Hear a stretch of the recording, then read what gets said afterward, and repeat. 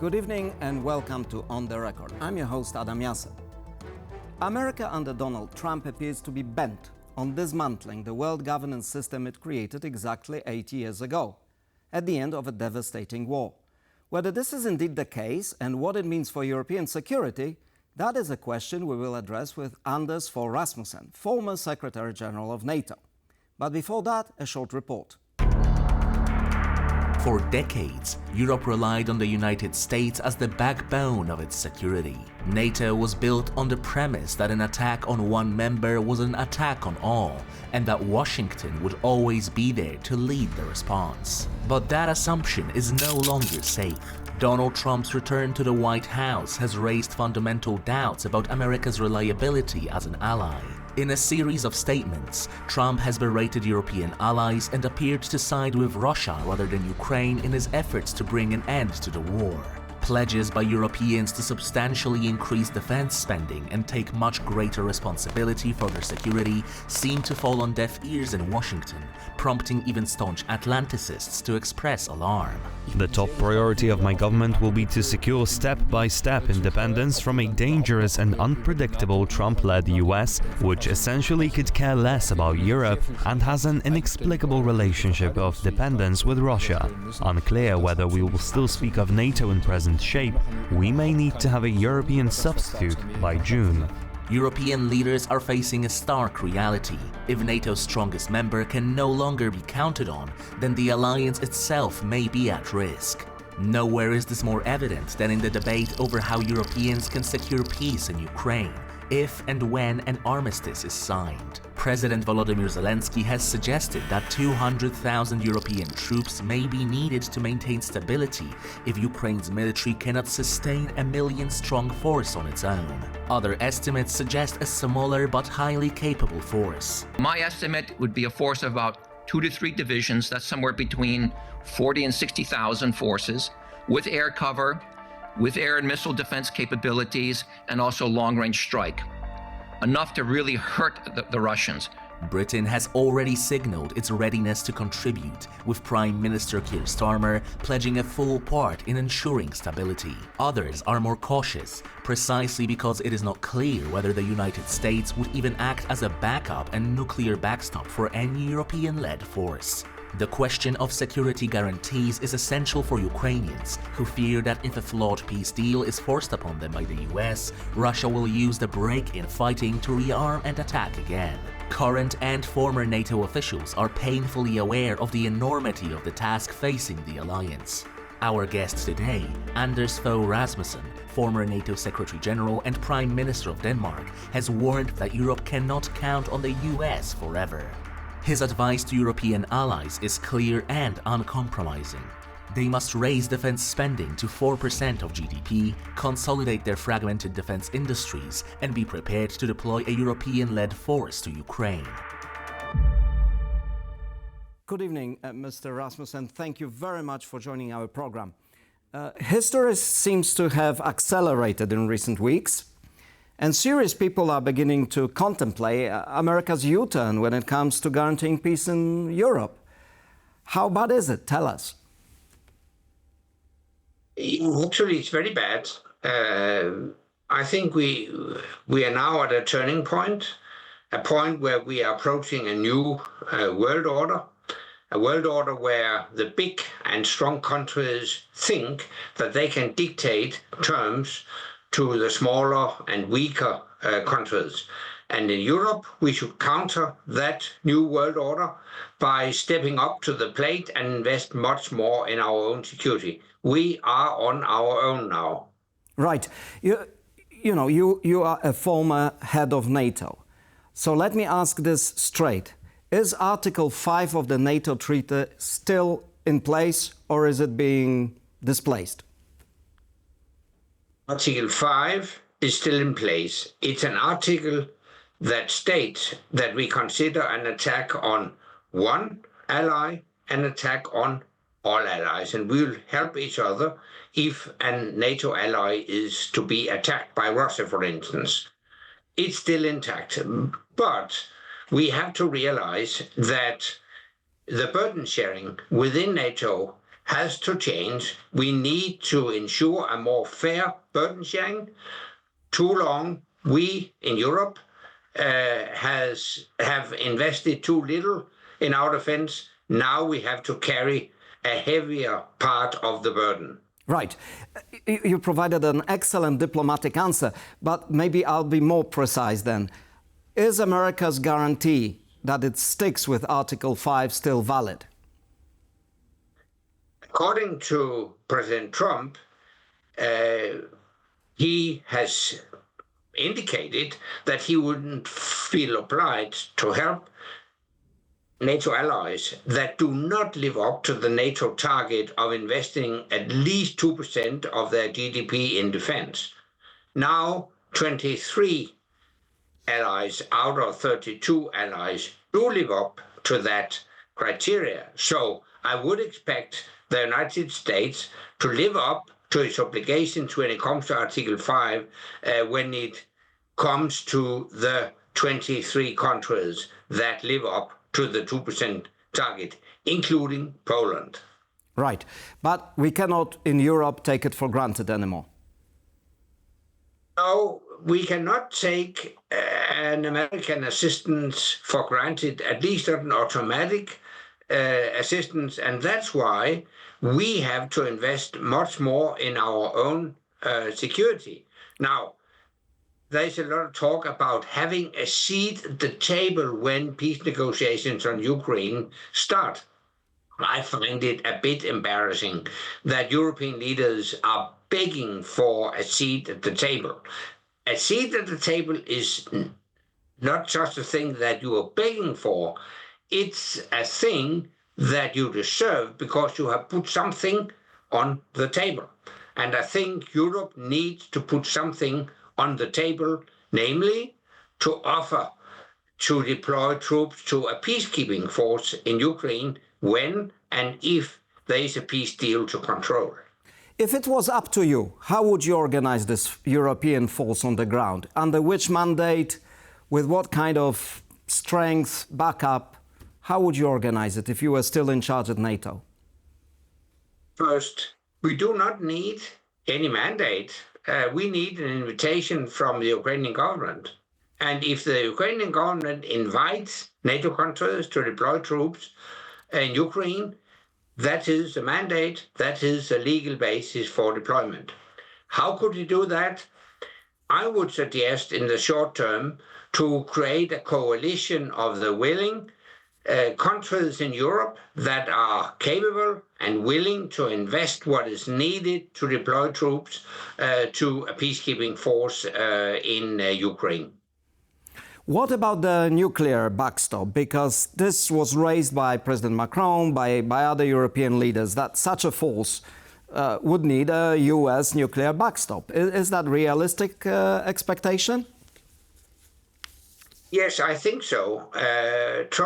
President Trump has declared that there will be no American troops on the ground in Ukraine. Okay, but you can provide an American backup, an American security guarantee without deploying American troops on the ground, namely, as you mentioned, a nuclear backstop, but also more conventional backstops like air protection and other kinds of protection and intelligence sharing, etc.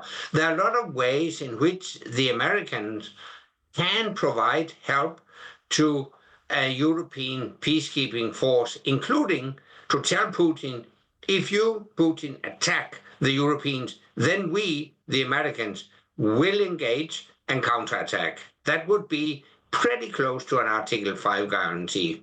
Right. But at the same time, we're seeing all these statements by Mr. Trump and some members of his administration that seem to be very friendly towards Russia. So can you be at the same time friendly and sometimes appearing to be almost on the same page on many issues, and at the same time talk tough, like that, Article 5 is in force, or that we can provide a backup? Is this just a negotiating tactic, or is this something serious?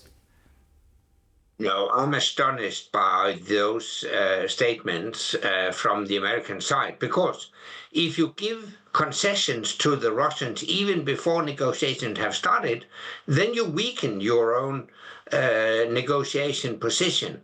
You have to negotiate from a position of strength. So you shouldn't give all those concessions to the Russians in advance. In my opinion, everything should still be on the table, including a possible Ukraine membership of NATO in the future. Right, which Mr. Trump yesterday explicitly excluded. Yeah, that's the attitude of President Trump. But let me stress, it's not an issue to be discussed with Russia. It's not for Russia to intervene in the discussion between Ukraine and NATO concerning Ukrainian membership of NATO. Russia has nothing to do in that negotiation. That's an issue to be discussed between Kiev and NATO headquarters in Brussels. No Russian say in the question about Ukrainian membership of NATO. Okay, let me for a moment just move back to this nuclear deterrent issue. You know, we hear the German candidate for Chancellor Friedrich Merz and other European leaders increasingly talking about European nuclear deterrence. There was an opinion poll in Poland in recent days showing a majority of Poles think their country should have access to nuclear deterrence through sharing or other means. And we know that several states in Europe, including Sweden, for example, had nuclear arms programs before the Non-Proliferation Treaty. Should this be back on the agenda? Oh, I stick to the nuclear non-proliferation treaty. However, in Europe, we have two countries that are nuclear armed, namely France and the UK. And I would suggest talks with those two countries of putting their nuclear arms at the disposal of a European defense structure one way or the other.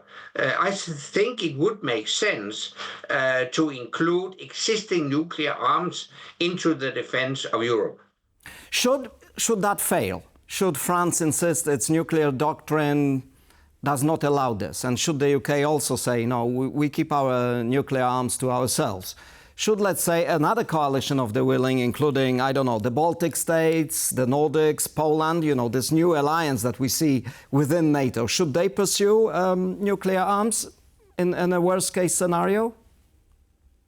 I understand very well your question, but I think it would be dangerous to start a nuclear arms race. So I would prefer that existing nuclear armed states pool their resources together, put them at the disposal for Europe in one way or the other. Do you see any indication that the French and the British are prepared to do that?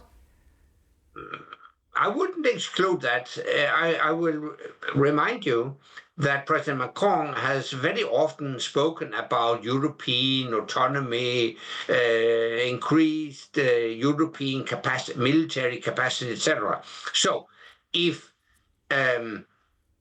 deeds should follow his words, then I think the French would need to put their nuclear arms at the disposal for Europe. Right. Well, we're coming to an end. So finally, I'd like to ask you about President Trump's desire to acquire Greenland. If Greenland chooses independence from Denmark in a referendum, which is possible, which is on the agenda, am I right to assume that a US takeover will take place one way or the other if they choose independence? First of all, I don't believe the Americans will take Greenland by force, but let's leave that aside. You're right. If Greenland one day in the future might decide to become an independent state, then of course you will have to address the issue of the defense of Greenland. We're speaking about 2 million square kilometers, and it's not possible. And 50,000 people. No, exactly. They're not able to protect that. Already today, Denmark and the United States have a defense agreement according to which the Americans can locate bases in Greenland. They have one at the moment. They could have more if they so wish.